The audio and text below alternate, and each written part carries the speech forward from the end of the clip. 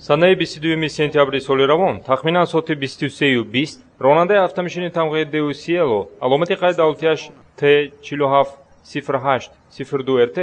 ҷӯра Носиров соли 1967 сокини деҳаи маҳрами ҷамоати деҳоти Шарифиви ноҳияи Конибодом ҳангоми ҳаракат дар километри 67-уми роҳи нақлиётгарди деҳмои Конибодом ҳудуди деҳаи Ниёзбек аз уҳдаи идора намудани воситаи нақлиёт набаромада ҳангоми сабқат намудани автомошини тамғии Hyundai Porter аломати қайд алтияш TG1105 EA02 таҳти идораи ронанда Шариф Эгамов соли 1962 истиқоматкунандаи ҷамоати деҳмои ноҳияи Ҷаббор Расулов бархӯрда сипас ба автомошини тамғии КамАЗ 5511 аломати қайд алтияш TG6336 AM02 таҳти идораи ронанда Шерали Набиев соли 1978 истиқоматкунандаи ҷамоати деҳоти лоҳутии ноҳияи Конибодом бархӯрдааст. Дар натиҷаи ин садама ронандаи автомошини тамғии Деу Сиело ҷӯра Носиров ҷароҳати ҷисмонӣ бардошта дар беморхонаи марказии шаҳри Конибодом ба ҳалокат расид. Чунин аст оқибати тезронӣ вайрон намудани қоидаи сабқат ки боиси ба ҳалокат расидани